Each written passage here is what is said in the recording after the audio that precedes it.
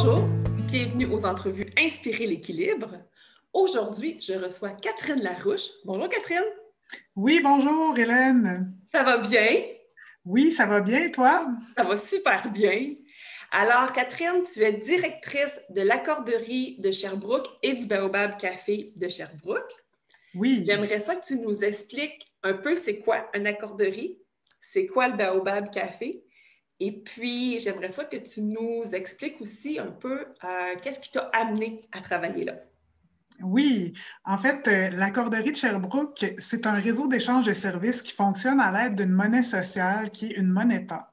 Dans notre système, 1 heure égale 1 heure. Donc, on peut rendre un service de couture, puis se faire rendre un service de peinture ou bien de jardinage ou un service de promenage de chiens. Puis, en fait, chaque talent a la même valeur dans notre système comparativement au système économique où les services de comptabilité valent généralement plus que les services de gardiennage d'enfants. Et en fait, à l'accorderie de Sherbrooke, on a 550 membres actifs qui s'échangent des services et des talents. En fait, j'ai l'accorderie de Sherbrooke, mais il y a quelques membres de l'accorderie parce que je travaille là, mais je suis aussi d'abord et avant tout une membre de l'accorderie. Puis moi, j'habite Waterville, donc c'est Sherbrooke et périphérie. Okay. Puis en fait, l'objectif, c'est d'améliorer la qualité de vie de nos membres par l'entraide, puis par la création de réseaux sociaux, puis de liens de solidarité dans les voisinages. Excellent. Et puis, il y a un frais pour pour être membre, mais c'est un frais comme à vie. Oui, ça, c'est la part sociale coûte 10 à vie. Puis là, ben, on a accès au bottin des membres qui partagent ensemble au-dessus de 1000 talents à proposer. Puis, en fait, on gère différents programmes. Là. Par exemple, là, dans le contexte de la COVID, on a un programme d'accompagnement informatique qui est offert. En fait, on n'a pas des boursiers des heures, là, mais c'est des accordeurs volontaires qui sont rémunérés en heures accorderie par l'accorderie qui donnent des services d'accompagnement pour pouvoir permettre aux gens de socialiser par Internet. Oui, parce que ça reste important quand même de continuer à socialiser, même si on est confiné, de pouvoir continuer à voir des gens d'une autre façon. Puis ça ne veut pas dire que tout le monde était à la même place avec les technologies. Fait que grâce à ça, les gens qui s'y connaissent moins en technologie peuvent euh, apprendre au fur et à mesure. Ben oui, oui, tout à fait. Puis là, en fait, on a un autre beau projet là, sur lequel on est en train de travailler, qui est un projet d'animation pour et par les citoyens. Donc, que ce soit en virtuel ou plus tard en présence, on est en train de mobiliser nos membres et d'autres citoyens dans la communauté pour qu'ils animent des activités pour d'autres citoyens, pour partager leur passion. Puis là, on a commencé à sonder nos membres. Là, on a déjà une trentaine d'animateurs potentiels qui ont des intérêts tant pour le jardinage, l'informatique, les arts visuels. Donc, en fait, notre objectif, c'est vraiment de mettre en valeur les talents des gens, puis en fait, d'en faire des ressources accessibles pour les autres personnes. Puis c'est de l'économie de partage, en fait. C'est pas de partage d'objets, mais c'est vraiment le partage de savoir, de connaissances et de passion. Oui, oui, tout à fait. Super. Et puis, bon, l'accorderie de Sherbrooke a permis de créer le Baobab Café. Oui. En fait, le Baobab Café de quartier, c'est un projet de l'accorderie de Sherbrooke où, en fait, dans un premier temps, ce qu'on se rendait compte, c'est que nos membres avaient besoin de se rencontrer dans un lieu peut-être plus informel avant d'échanger parce que échanger un service, inviter quelqu'un à garder les enfants chez toi, bien, ça demande la création d'un lien de confiance. Puis tu peux aimer rencontrer la personne dans un autre espace avant. Puis aussi, on est en association avec Ascot en santé qui avait besoin d'un lieu de rassemblement pour les citoyens du quartier. Alors, c'est un projet qui est né de cette alliance-là. Aussi, on voulait développer un volet plus d'économie sociale où on est comme, en fait, le Baobab Café, c'est un café qui peut ressembler à un café comme les autres d'emblée, où il y a un menu qui est au prix du marché, puis où on peut se procurer des bons repas, des desserts, puis boire un bon café, tout comme on pourrait le faire si on va au Tassé ou bien au Célestine. Donc, mais bon, les profits de la vente vont, en fait, éventuellement, quand il va y avoir des profits, ça va aller à l'accorderie. pour soutenir le réseau d'échange de services. Puis, c'est aussi un espace d'animation où justement nos membres peuvent partager leurs talents, faire des ateliers de tricot, donner des conférences sur toutes sortes de sujets. Là, en fait, éventuellement, ça fait juste en fait, ça fait même pas 3 ans qu'on existe. Ça fait 2 ans, fait qu'on a été marqué par toutes sortes d'épreuves. On a eu une inondation majeure après 2 mois et demi d'existence et on s'est relevé de ça grâce, entre autres, à la solidarité, à l'entraide dans la communauté. Puis, 1 an plus tard, ben, c'était la pandémie. Donc, actuellement, le volet resto du café est fermé. On réfléchit à des projets, là, plus de plats pour emporter ou de paniers hebdo, un petit peu sur le concept des agriculteurs soutenus par la communauté. Mais le volet culturel, lui, est encore en fonction, entre autres avec le bras bénévole de nos administrateurs et des accordeurs. Puis un soutien de la ville de Sherbrooke avec qui on travaille afin de devenir le centre culturel de ce secteur-là de la ville pour avoir plus une mission d'accès à la culture, de promotion des artistes locaux. Et puis actuellement, il y a des activités en ligne. Si on suit notre page Facebook, là, des spectacles, dont, en fait, en cette période de couvre-feu, il y a un de nos membres qui a développé la série Ensemble autour du couvre-feu, où des artistes locaux préfilment un spectacle qui est présenté les samedis à 8 h du soir et c'est cool. qui reste disponible sur notre page Facebook.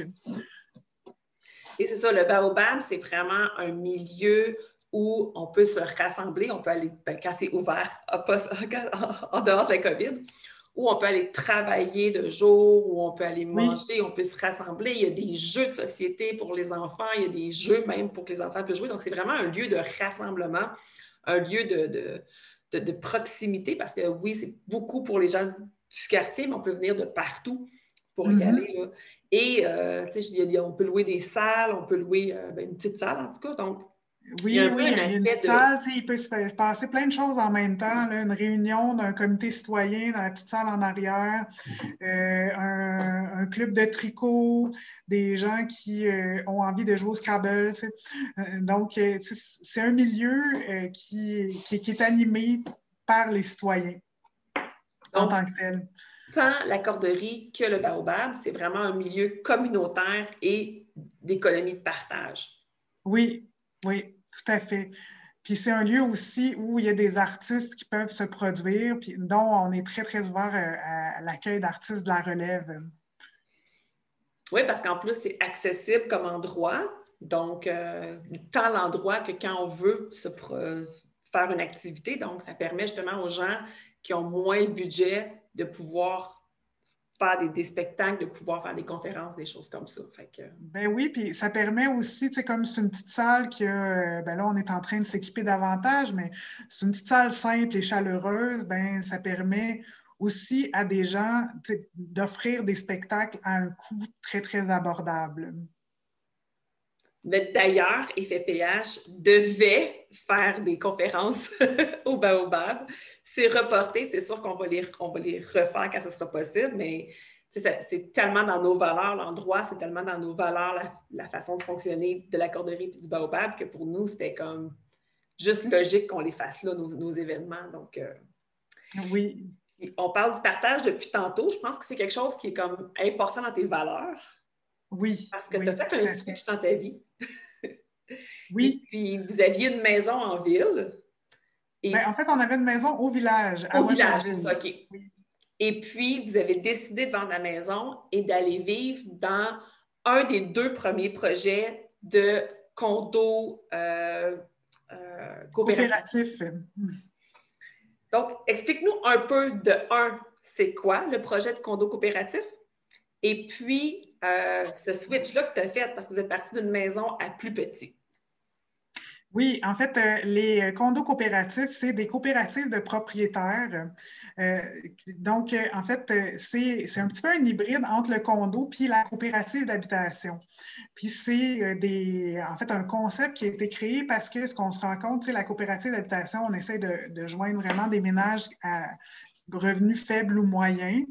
Mais il y a des familles de la classe moyenne qui ont un intérêt à devenir propriétaires, qui n'ont pas nécessairement des si gros revenus que ça, ni si faibles, qui sont juste dans la classe moyenne, puis qui ont un intérêt à vivre ensemble, puis à partager des ressources, peut-être à sortir du cycle de l'endettement, parce que même si on a un revenu correct, le coût de l'habitation est rendu tellement cher que éventuellement, on se retrouve avec des dettes.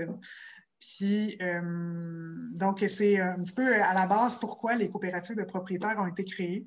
Entre autres, ça a été créé en pensant aux crises du logement puis aux bulles immobilières des années 2000, là, où, dans le fond, l'objectif aussi, c'est que quand j'achète mon condo à la coop de propriétaires, je ne suis pas propriétaire de l'ensemble. Je suis propriétaire du droit d'usage. Donc, la coopérative garde une propriété sur l'immeuble et où j'habite. Puis, en gardant cette propriété-là, elle m'impose des règles qui font que quand je vais revendre le condo, si j'ai envie de le revendre, chose dont je doute actuellement, mais quand je vais revendre, je ne pourrai pas spéculer sur le condo. Et il va falloir comme que je vende pas, ça pas plus cher que les améliorations réelles qui ont été faites dans le condo et l'augmentation du coût de la vie. Donc, l'objectif à long terme, c'est de garder de la propriété abordable pour les familles ou pour les autres ménages. Mais qu'on soit propriétaire et qu'on ait le sentiment que ça nous appartient quand même. Puis, en fait, en coopérative de propriétaires, l'extérieur du bloc ne m'appartient pas. On a comme une économie forcée, là, des frais mensuels à payer pour qu'éventuellement, quand le toit va être à refaire, la galerie, le fini extérieur, bien que la coopérative soit assez riche pour pouvoir investir tout de suite sans devoir s'endetter. C'est le même principe que n'importe quel condo, en fait. Oui. C'est juste que là, c'est vraiment coopératif. Donc, il y a ce côté-là partage qui n'existe pas nécessairement dans les condos, là. Oui, par exemple, on a un bâtiment commun avec un atelier partagé. Puis, on a aussi, on va créer des comités pour différentes choses, comités d'aménagement paysager où, dans le fond, on n'a comme pas tout notre petit lot de terrain, là. C'est un grand terrain qu'on partage à la gang, puis qu'on aménage à l'aide d'un comité de gens qui vivent ici. Il va y avoir un comité de loisirs sur lequel je veux m'impliquer. Puis un comité d'achat. Donc, éventuellement, c'est dans nos plans là, d'avoir peut-être des groupes d'achat pour économiser, soit au point de vue alimentaire ou sur autre chose, pour toujours dans l'objectif d'avoir un mode de vie où on économise, où on a plus de temps et de moyens à consacrer à nos passions. C'est ça, tantôt avant l'entrevue, on se parlait, puis tu me disais que c'est 2 acres de terrain que vous avez. Bien, en fait, la coopérative a un terrain, puis elle partage son terrain avec le champ des possibles. Okay. C'est comme une copropriété sur une copropriété. Donc là, il y a des maisons unifamiliales ou des jumelées là, qui ne sont pas nécessairement partie de la coop, mais qui partagent un grand terrain avec nous. Okay. Ce qui est chouette aussi, là, on se tient, en fait, dans la coopérative, on est 16 ménages, puis il y a peut-être à peu près une dizaine de ménages qui partagent le terrain aussi avec nous. Mais nous, on a une partie qui est pour les 16. Puis c'est ça, c'est que ça en fait, c'est que si, mettons, les 16 ménages avaient acheté chacun 2 acres de terrain, c'est un peu ridicule dans le sens qu'on n'utilise jamais 2 acres de terrain pleinement. Tandis que là, en étant 16, plus les 10 autres, bien, on optimise l'espace de terrain plutôt que d'en construire partout, tu sais. Ben oui, ça fait que mes enfants ont une place très intéressante pour jouer, puis ils ont en plus des camarades de jeu disponibles sur le terrain. Donc, c'est bien intéressant pour ça, au niveau social aussi. Hein. Ils vont apprendre le partage aussi. Ils l'apprennent à l'école, mais ici, c'est dans leur chez-soi, mais c'est un chez-soi partagé. Oui, puis c'est même au-delà du partage, parce que c'est même l'entraide, parce qu'en vie coopérative, il y a vraiment cette notion-là de communauté puis d'entraide. Fait qu'ils grandissent avec ces valeurs-là. Oui, oui, tout à fait. Puis en même temps, il y a un équilibre. Tu sais, comme nous, on a un appartement, on a le logement du haut, on a une grande galerie, qui est comme plus une terrasse qu'une galerie, là, en fait. C'est du 14 par 30. Puis, mais tu sais, cette grande terrasse-là, c'est mon espace extérieur, dans le sens où les gens peuvent venir me visiter, puis je suis bien contente de partager ce bel espace, euh, mais c'est mon espace. Puis, tu sais, chaque condo a un petit espace qui lui est réservé, mais c'est sûr que quand tu sors dehors, ben, tu vois des gens. C'est ça, mais c'est la vie de condo de toute façon, même si on est à Montréal, mais c'est la vie de condo. C'est juste que là, oui, on voit des gens, mais on voit la nature et tout le terrain qu'il y a. Fait que c'est quelque Oui, chose d'incroyable qu'on peut s'offrir puis offrir aux enfants. Tu sais. oui, oui, c'est ça. C'est d'avoir un milieu de vie qui est plus animé tout en étant en contact avec la nature. Et là, c'est un 5,5. Oui, Donc, puis vous êtes 2 adultes, 2 enfants. oui. Puis vous aviez une grande maison avant. On avait une maison de 9 pièces et demie. OK. Comment c'est fait? Ben, Il était comment vous avez grande, nos pris... pièces, quand même, là. Oui, c'est ça, c'était une grande maison de 9 pièces et demie. Là, c'est un 5,5 moyen. Oui. C'est pas petit, là. C'est vraiment, vous avez de l'espace. Mais comment vous avez pris cette décision-là de dire, hey, de moitié quasiment, un peu plus même? Moi, je suis directrice de 2 organisations. Mon conjoint, lui, travaille en coordination de la recherche dans un centre de recherche où il fait de la recherche sur la santé et le développement des communautés. On est 2 personnes qui ont une vie professionnelle très, très active, qui sommes occupées. Puis moi, bon, avec le Baobab, en temps pas de pandémie, mais même pendant la pandémie, ça m'occupe, là, parce qu'il y a des choses à organiser. Mais bon, en temps pré-pandémie, j'avais des invitations pour être là ou que c'était opportun que je sois là au moins 2 soirs semaine, si pas 3. Puis les fins de semaine, il y avait souvent des activités bien tripantes auxquelles j'avais envie d'assister. Puis là, en fait, éventuellement, on s'est rendu compte que on manquait de temps. Puis, on se demandait, mais qu'est-ce qu'on peut couper dans les choses qu'on fait, tu sais? Puis, bon, il y avait une tension entre, c'est ça, la vie professionnelle et la vie personnelle. Puis là, ben, c'est mon conjoint qui a dit, ah, moi, je sais dans quoi on pourrait couper. Il y a comme la peinture du balcon, là, puis le scellant du béton, puis le pelletage, puis passer la tondeuse à toutes les semaines, là. C'est peut-être pas quelque chose qui nous passionne tant que ça. Parce qu'en fait, on se rendait compte, nous, on est des gens qui aiment faire des choses en collectif. Puis, on se rendait compte qu'on passait une bonne partie de nos fins de semaine à faire de l'entretien de maison. On aurait bien aimé ça, faire des corvées avec nos amis, mais ils étaient tout occupés à entretenir leur maison aussi, puis ils se sentaient trop occupés pour aller aider. Puis, finalement, on n'avait pas si souvent que ça de la visite, là. Fait que... Et c'est ce que tu aimais de ta maison, c'est que tu peux recevoir. Mais finalement, tu ne oui, recevais pas.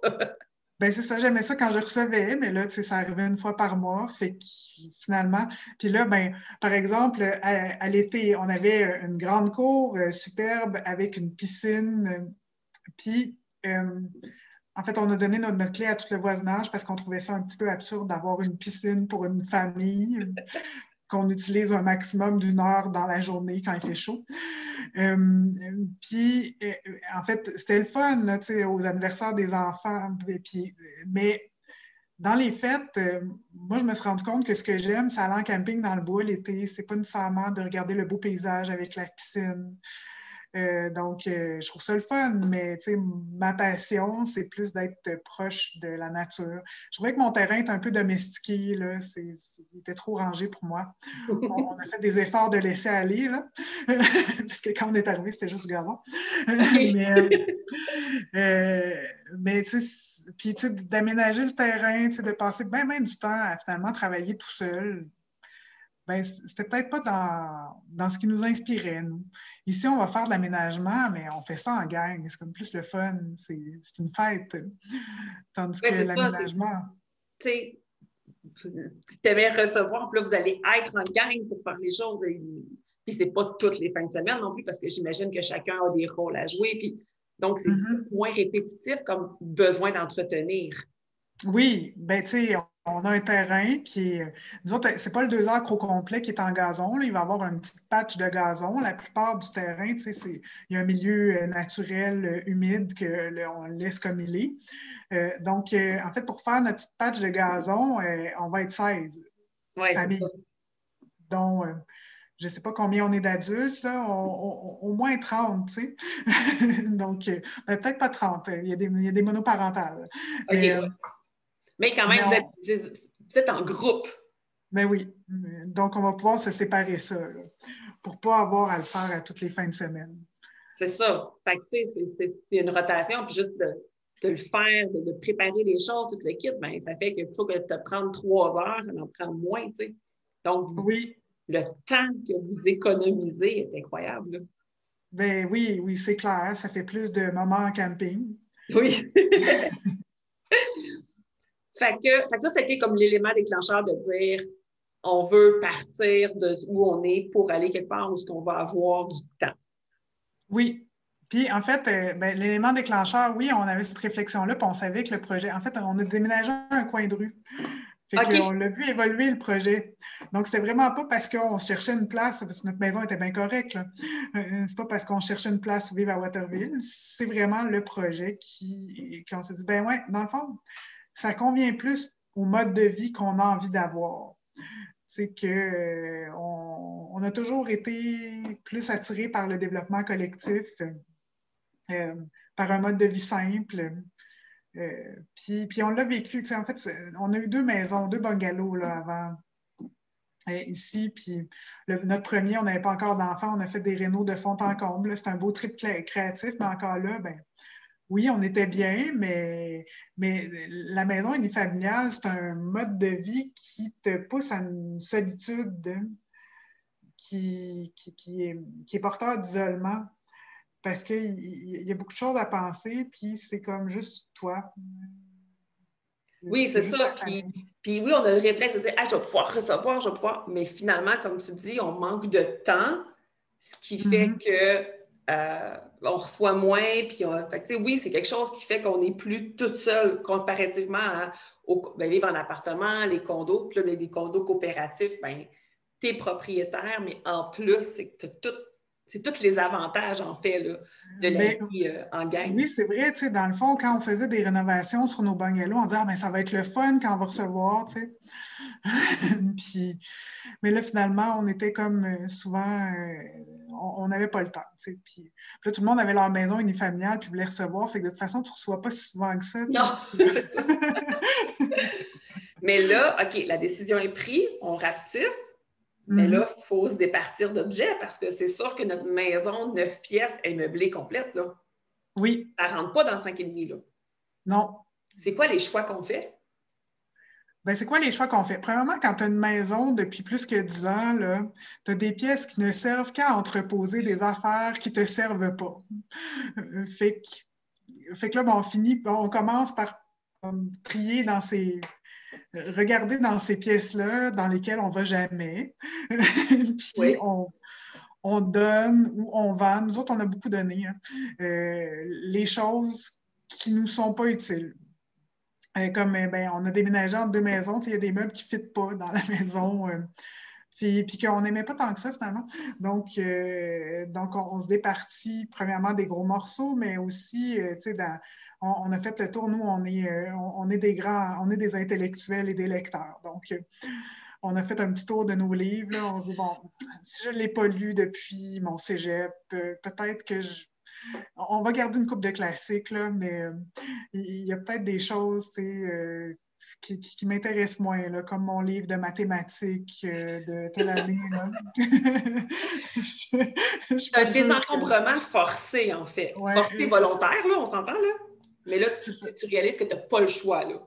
Puis là, tu regardes, ben, tu tries là, dans tes dossiers. On a fait pas mal de travail à domicile. Fait que là, ben, on a fait du classement.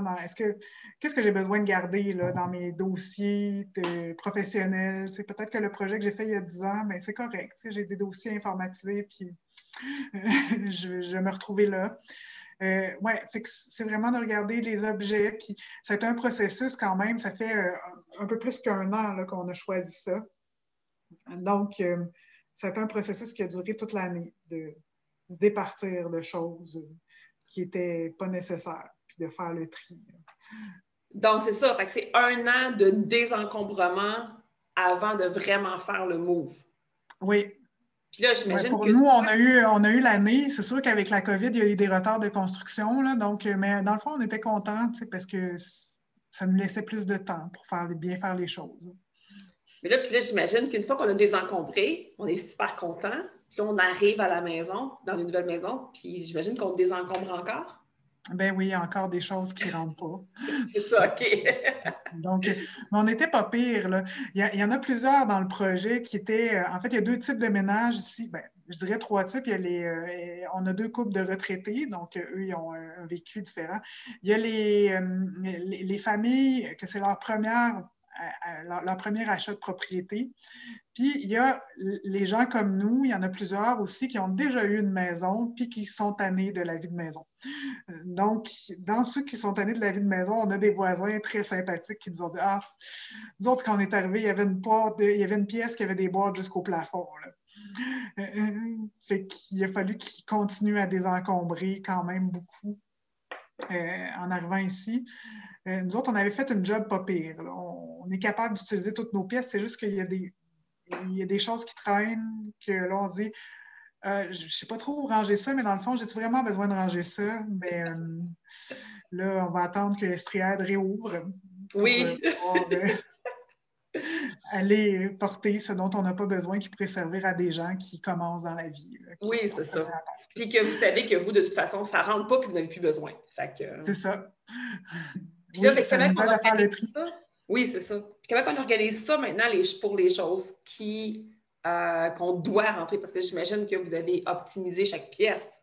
Oui, on a optimisé chaque pièce. On a, en fait, mon conjoint, même s'il fait de la recherche, a des habiletés manuelles, fait qu'il nous a fabriqué un lit avec des tiroirs dans la base, un genre de lit capitaine.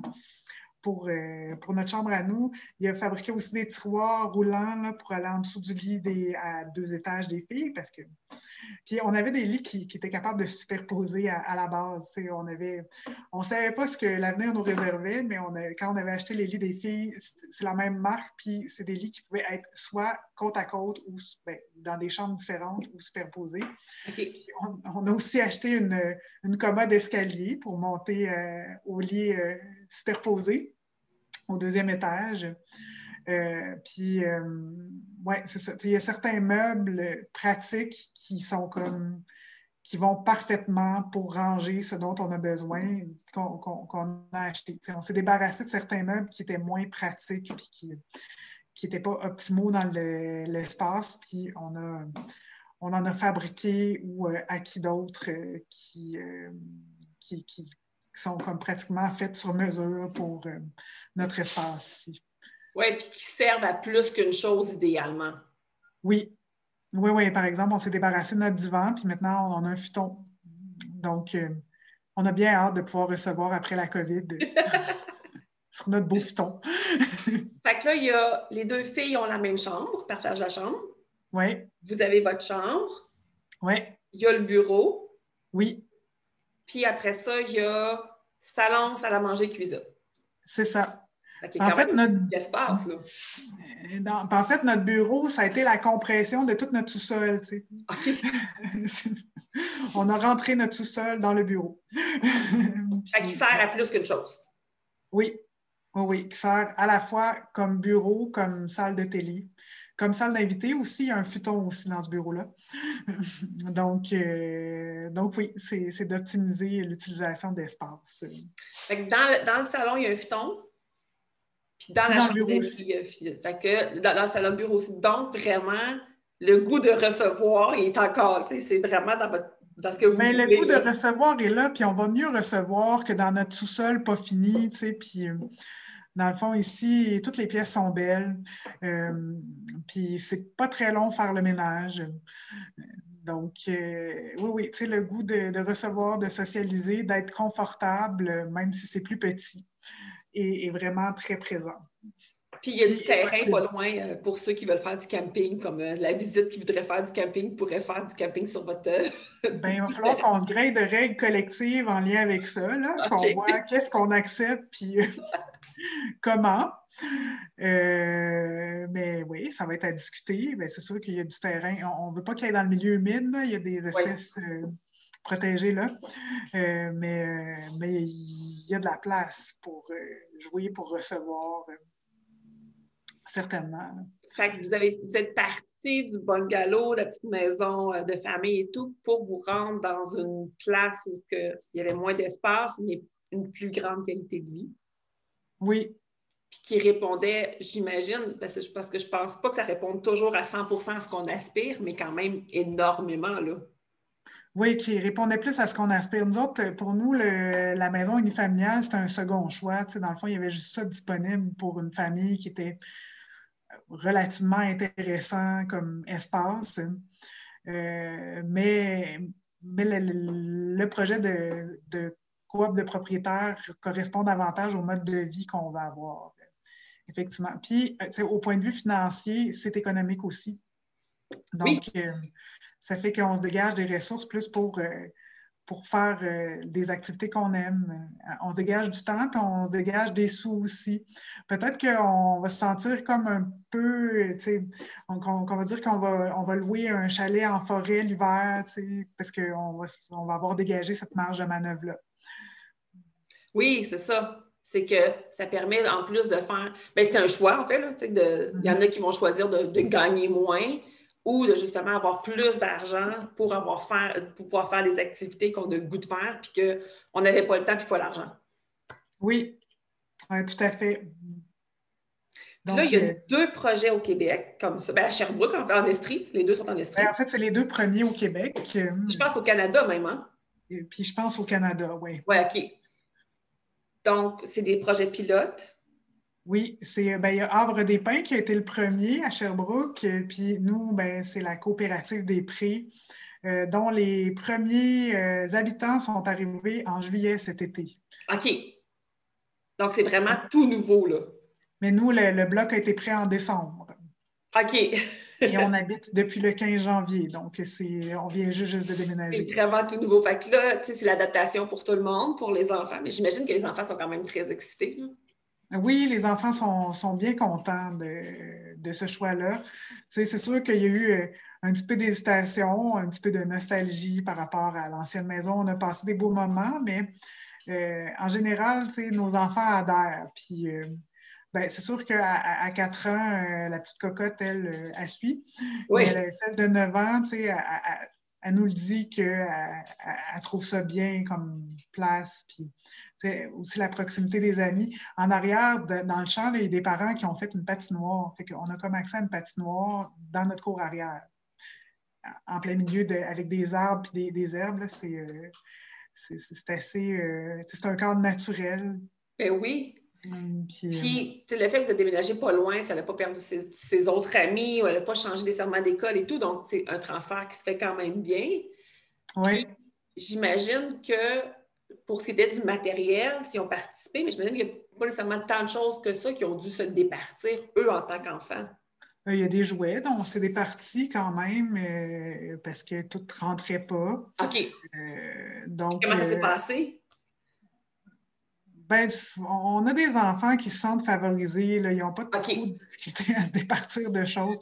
En fait, nous autres, à chaque fête puis à chaque Noël, on est dans une famille qui aime bien exprimer son amour en donnant des affaires.